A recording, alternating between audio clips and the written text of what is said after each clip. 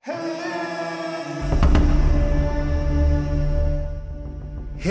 teman-teman, sahabat Jari Pelawi Chess. Siapa yang nggak kenal dengan Utut Adianto, Grandmaster terbaik Indonesia pada masanya.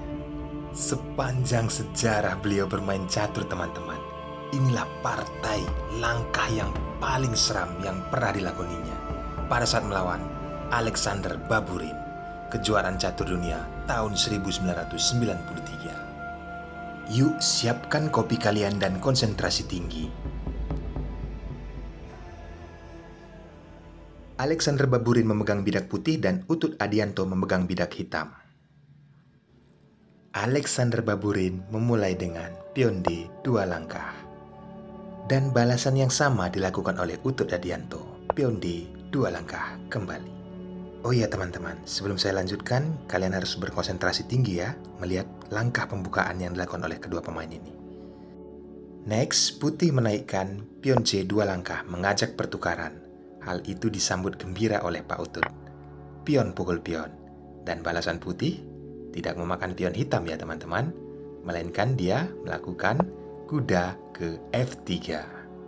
Teman-teman perhatikan langkah pembukaan yang dilakukan oleh putih ya. Kali ini kuda ke F6, hitam telah melangkah. Terlihat jelas pembukaan gambit menteri diterima.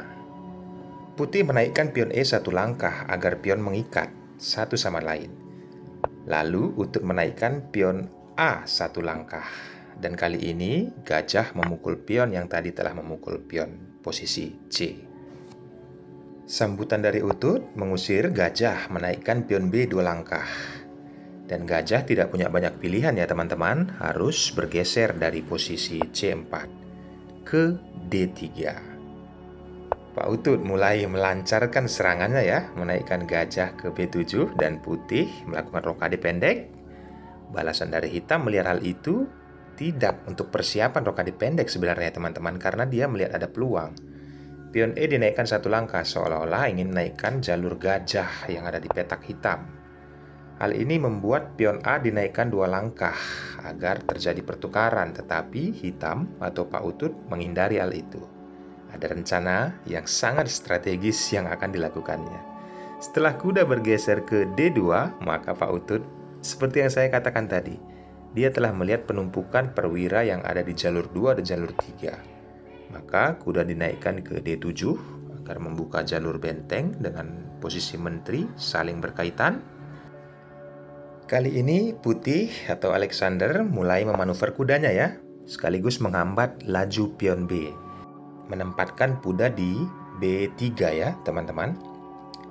Karena pion B4 yang dimiliki Pak Utut tidak terkawal, maka pion C dinaikkan 2 langkah mengikat atau menjaga posisi pion B4.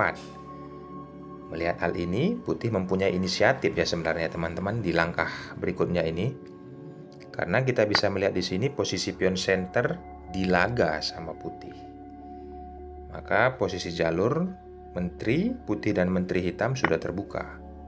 Pion dipukul kembali oleh kuda dan kuda mengajak pertukaran, disambut oleh Alexander. Pemukulan kuda terjadi dan kuda dipukul dengan gajah. Sekaligus kalau teman-teman perhatikan gajah yang dimiliki oleh Pak Utut ya, sangat berbahaya teman-teman, karena sudah sejajar posisinya menyerang ke arah raja, apalagi setelah Pak Utut menggeser bentengnya ke C8. Ada ancaman bagi menteri apabila gajah petak hitam ditarik. Maka dari itu menteri bergeser menghindari hal itu ke E2. Tetapi luar biasa yang dilakukan oleh Pak Utut teman-teman. Kalian bisa memikirkan langkah ini tidak? Saya rasa tidak ya teman-teman.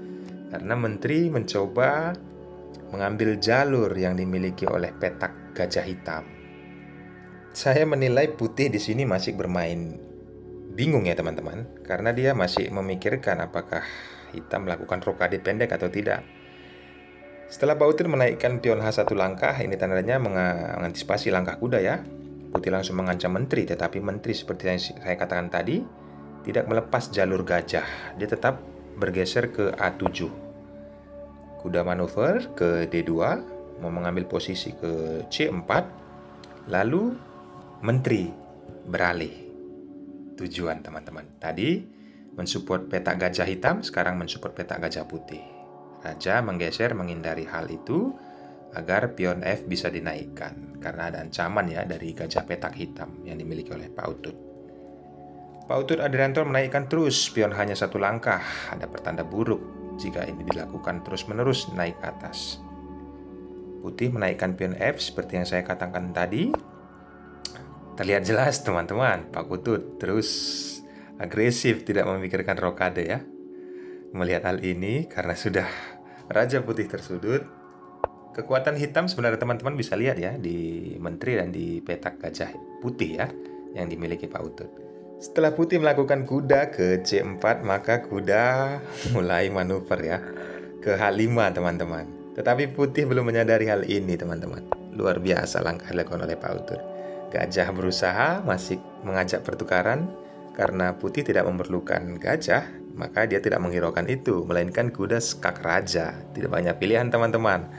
Apakah yang dilakukan oleh Alexander jika dengan posisi ini? Jelas terlihat dia tidak menyadari akan bahaya jika memukul kuda. Tetapi pada faktanya dia memukul kuda teman-teman. Kesalahan terbesar.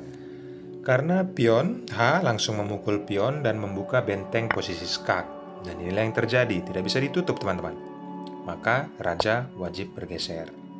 Tapi di sini Putih sudah kebingungan ya dengan posisi benteng yang ada di H8. Apalagi Pak Utut menaikkan rajanya ke E7.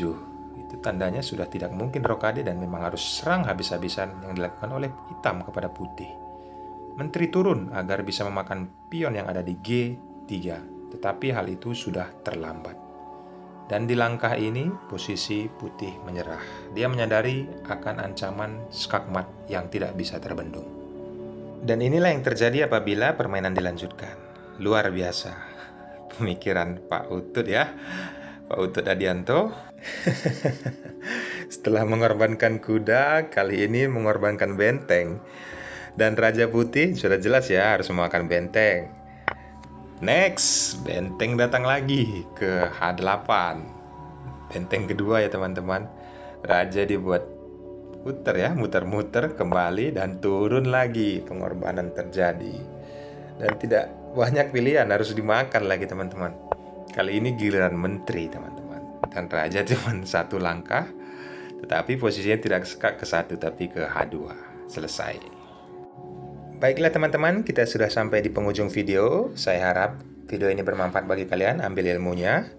Dan bagi yang baru bergabung ataupun yang belum subscribe, tolong subscribe channel ini agar bisa berkembang dan memberikan manfaat bagi kalian. Saya pastikan video-video yang saya berikan adalah video unggulan dari Pecatur Dunia. Masih banyak loh dari kalian yang menonton tapi belum subscribe. Ayo dong subscribe channel ini agar memberikan video unggulan dari Pecatur Dunia. Akhir kata saya ucapkan thanks and God bless. Bye-bye.